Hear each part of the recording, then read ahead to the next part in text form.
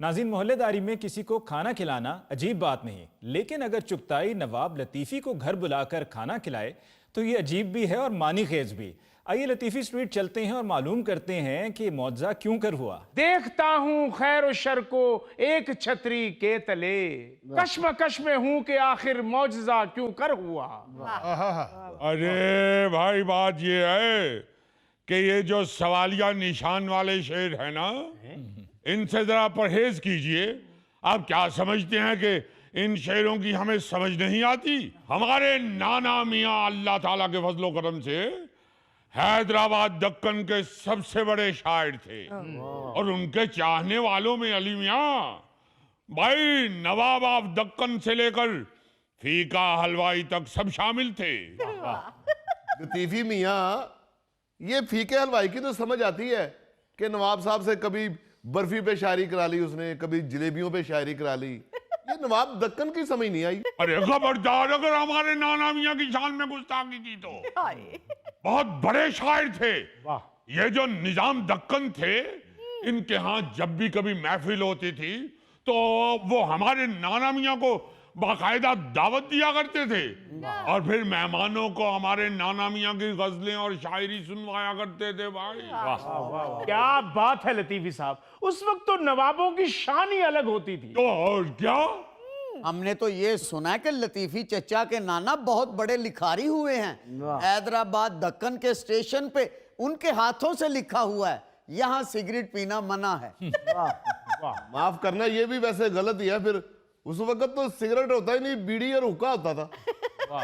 अरे नवाब लोगों को मालूम होता था कि आइंदा क्या मार्केट में आने वाला है, क्योंकि उनके पूछे बगैर मार्केट में कोई चीज नहीं आ सकती। लतीफी साहब, हमने तो ये भी सुना है कि लाल मूली गोल वाली आपके नाना की इजाजत से मार्केट में आई थी। पहली दफा वो 2 ब्लेडों वाला रेजर इनके नाना जान की वजह से मार्केट में बिका है। ओ बेटे भतीजे, क्यों तारीख उल्टी कर रहे हो? उस वक्त तो उस तरह होता था, उस वक्त तो रेजर होता ही नहीं था। बस भाई, बस बस बस बस, हम नहीं यहाँ बैठे। उठिए उठिए, चलिए घर जा रही है। मेरी बात सुनिए, आप हमारे घर में आए हैं, प्लीज ऐसे नहीं जाने भाई जब भी नवाब साहब की कहीं भी तारीफ होती है, ये बाबर मियाँ फौरी तौर पे उसको मुस्तरद करने के चक्कर में होती है। भाभी आप तो तशरीफ रखिए, आप भी बैठिए बैठिए। तो ये ऐसी बात नहीं, बैठे बैठे बैठे। अगर वो बता रहे हैं तो आप खामोशी से सुनिए। वो लतीफी मियाँ जी, हमारे दादाजी बताया करते थे कि हम तो वो उस तरह से ही शेव करवाते थे। हाँ, तो जो गरीब लोग थे वो उस तरह से ही शेव बनाते थे। लतीफी भाई ये तो बातें करते, हमने तो ये भी सुना जब उस तरह भी इजाद नहीं हुआ था तो आपके नाना हजूर ईंट पे मुंह रगड़ लेते थे। तो देखो, अब दांत निकाल रहे हैं। अब नहीं कह रहे कि भाई उस वक्त तो ईंट होती नहीं थी, पतली वाली टाइल होती थी। लतीफी साहब, मैं कहने वाला था, मुझे पता है उस वक्त नहीं ईंट होती थी, लेकिन फिर आप नाराज हो जाते हैं कि नवाबों में से नुक्स निकाल रहे हैं। आपका बहुत शुक्रिया, आपने नवाबों की नाराजगी को मलहूज़े खातिर रखा है। मियाँ, हमारा जो नवाब खानदान था ना, हमारे जो नवाब बुजुर्ग थे, वो तो अपने महल्लात के बैतुल माल में कई महीने का ऐसी चीजों का जखीरा रखते थे। अच्छा, जखीरा अंदोज थे। अरे मियाँ, देखे फिर गुस्ताखी कर रहे। अरे भाई, अपने इस्तेमाल के लिए जो चीजें जखीरा की जाती हैं उसको जखीरा अंदोजी नहीं कहते। अरे लतीफी साहब, हमने तो ये भी सुना है कि आपके नाना हजूर बकरा ईद आने से 6 महीने पहले ही बकरा खरीद लेते थे। अरे वाह, सुन रही हैं? आप कह रही थी कि आपके बुजुर्ग क्या कभी कुर्बानी किया करते? 6 महीने पहले बकरा खरीद लेते थे और 1 महीना पहले बेच देते थे। उठ जाइए, उठ जाइए, उठ जाइए, घूंघट निकालिए, घूंघट निकालिए। ये फिर इन्होंने गुस्ताखी की है नवाब साहब की शान में। लतीफी चचा, बाबर अंकल को तारीख का पता ही नहीं है।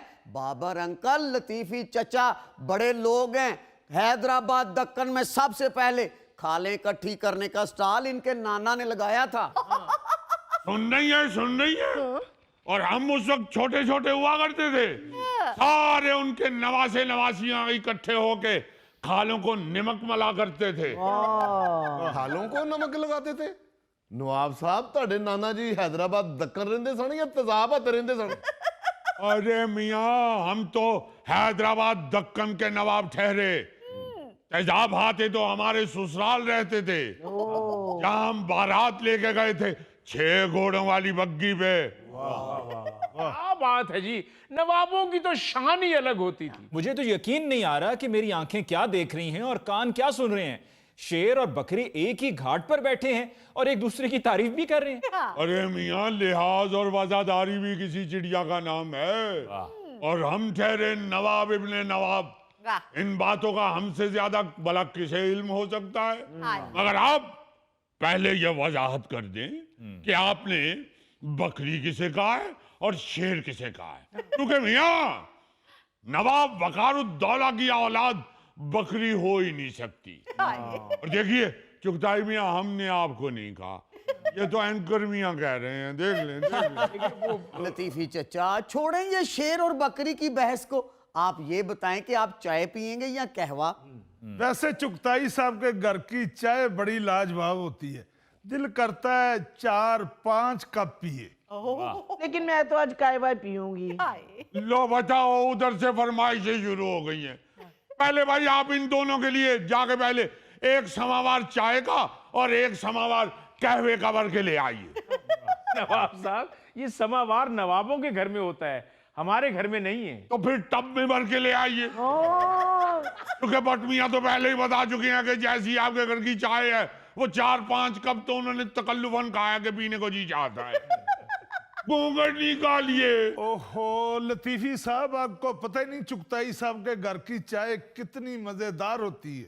अरे मियाँ ठीक है, इनके घर की चाय भी ठीक ही होगी, मगर आपको क्या मालूम, हमारे जो दादा मियाँ थे ना, वो अपने महल की महफिलों में मेहमानों को नवाबी कहवा पिलाया करते थे। और उसकी खुशबू ऐसी होती थी कि पिए बगैर ही आदमी सुरूर में आ जाता था।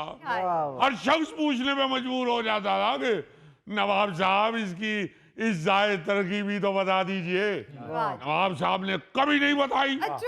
लेकिन चूंकि अपनी रियासत के लोगों से मोहब्बत भी करते थे और उनको उस खुशबूदार कहवे से महरूम भी नहीं रखना चाहते थे, इसलिए फिर हमारे दादा हुजूर ने अपने महल के बाहर चाय वाला खोखा खोल लिया और वहां पे आधी कीमत पे कहवा सर्व किया करते थे। हमने तो ये सुना है शनील की पोशाक पहन के दुकान पे बैठते थे।